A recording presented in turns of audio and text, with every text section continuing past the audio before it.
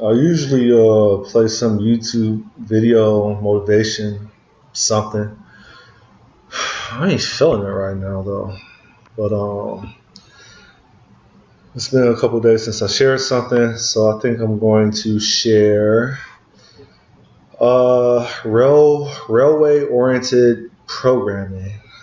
This is something that I learned about by reading F Sharp Fun and Profit. Actually, before I even saw F Sharp Fun and Profit.com, I saw a video of Scott Blashin, I think that's how you say his last name, in which he was given a presentation on this railway oriented programming, which is essentially my understanding, it could be flawed, is when you want to, I guess an example would be validate n number of entries, and you either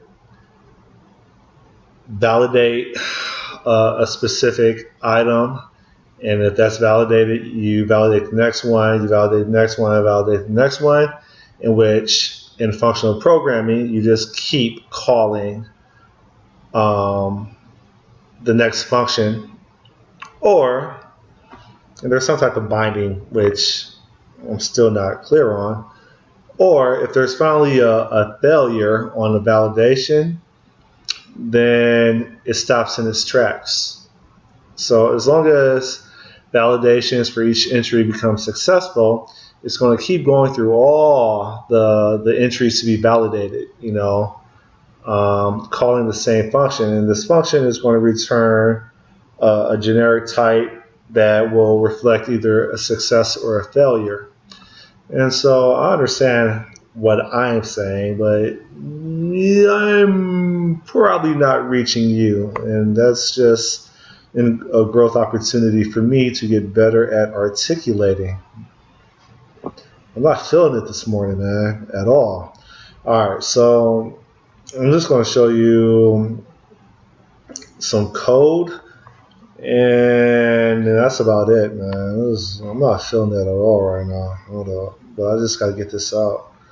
So if I go to this, oh yeah, you probably want to see the screen, right? So if I'm looking for a contract. We kill that too. So if I launch this healthcare app, I'll show you some how I use railway-oriented programming. And I mean, I'm probably going to say this in the conclusion of this video. I feel like it's overkill, but what do I know? I'm not a functional expert. I'm just someone that loves to learn. And you'll see what I mean when I start discussing the code. All right. So there's a number of functions in here, right? Notice the name of this file called validation. What's this complaint about? So I'm in this validation file, right? This validation module, and there is a number of validate functions that are already defined. Validate provider by name, validate provider by specialty. And we can see here that within the validate provider by name, we have a function that's embedded inside of it called validate name. And then we also have a validate office, right? That's within this validate provider by name. So we define those two functions that make up this validate provider by name, and we do a binding of these functions. I hope I said that right. In which we call validate name, and if that is successful, then we bind and invoke validate office. And well, this is where we're actually configuring our functions. See, I'm off already. So we define a function called validate, which is going to be, if I could say, the aggregate of these two functions, validate name, validate office. Maybe that sounds better. And then we execute the validate by passing in a provider type. So, and it's the same pattern for another function that basically follows the same pattern, the same template. This is a validate provider by specialty. And we validate specialty, validate network, validate distance. All these are functions that we're going to basically, I keep on wanting to say aggregate. There's probably a better word. But these are the functions that we want to link up together and assign it to a new function that we call validate, right? So we have validate equals validate specialty, and then we bind that to validate distance, we bind that to validate location, we bind that to validate network. And then when we want to execute and return the result of it, we invoke this validate function that we just declared, and we pass in a provider, right? Now, I wonder if I could get rid of this now. Are you still gonna? It looks like it's not complaining about anything. And can I make you generic too? Well, can I make you generic too? Yeah, you like that? All right, cool. So that is essentially it. These functions are actually used. My mouse is messed up. If I go to the references of this by hitting Control Shift 12, or not Control Shift 12, by just hitting Shift F12, I will see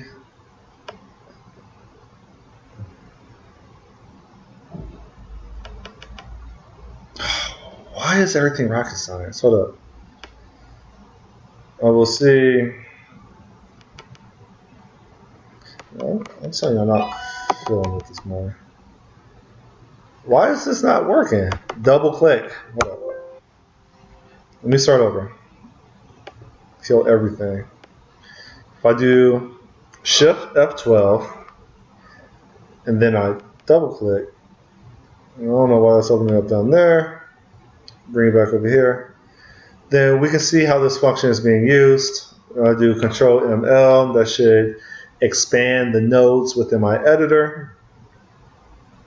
And we see this validate provider by specialty. So what are we looking at? We're looking at a view model that I defined called providers by specialty view model that some page within my mobile application is going to rely on, right?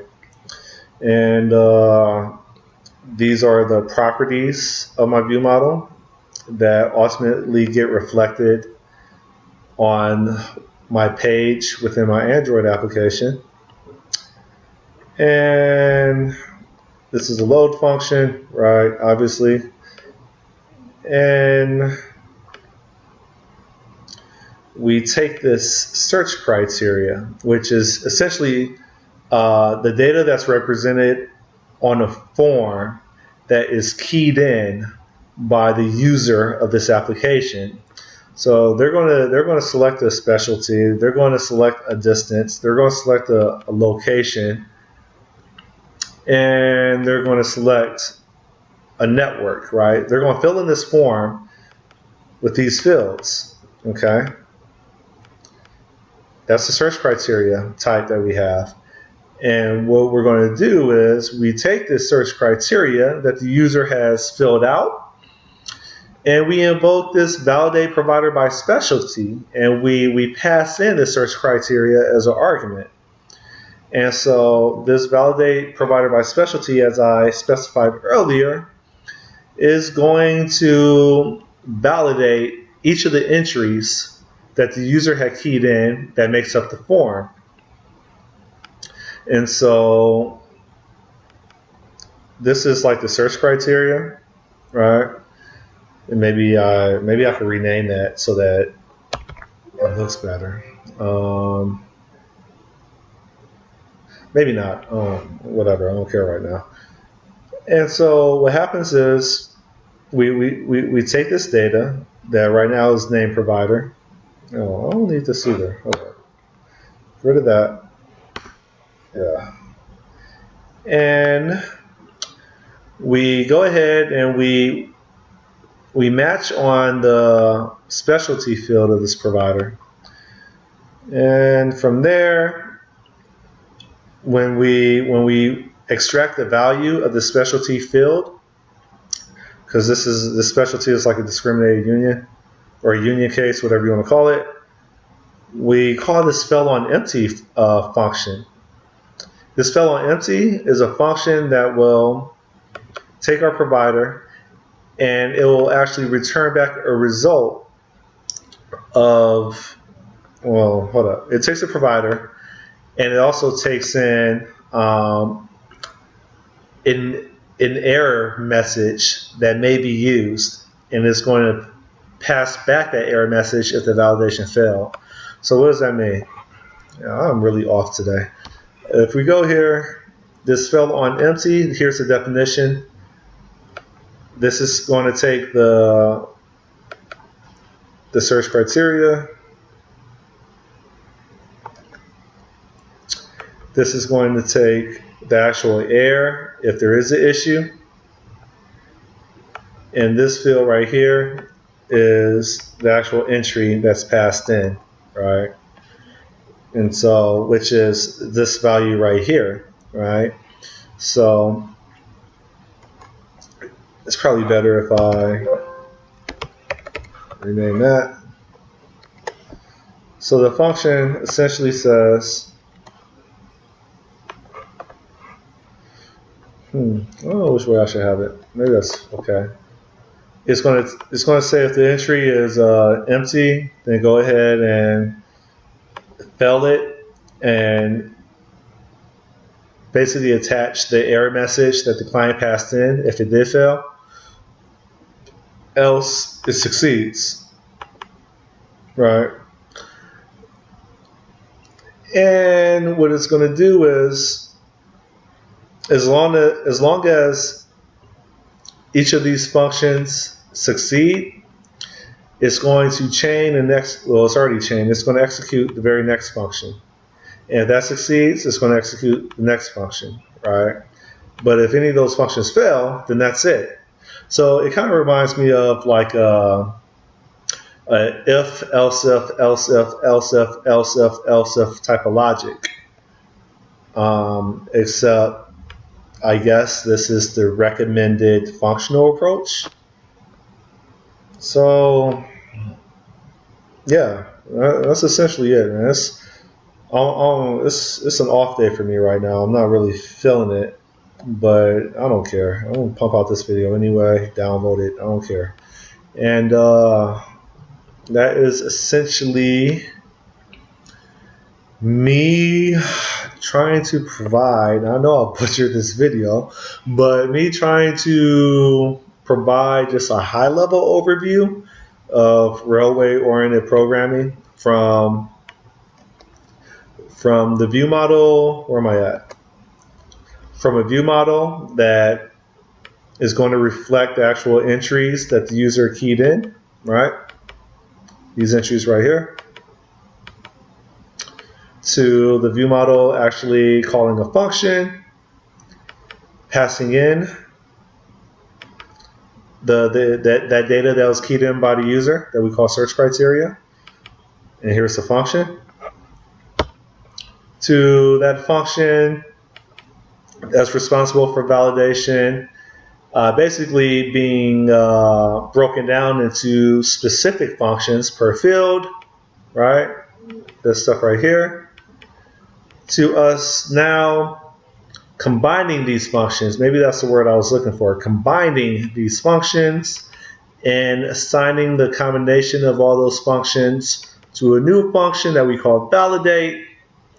And then there we invoke this validate function, or we call this validate function, and we pass in the container of the data.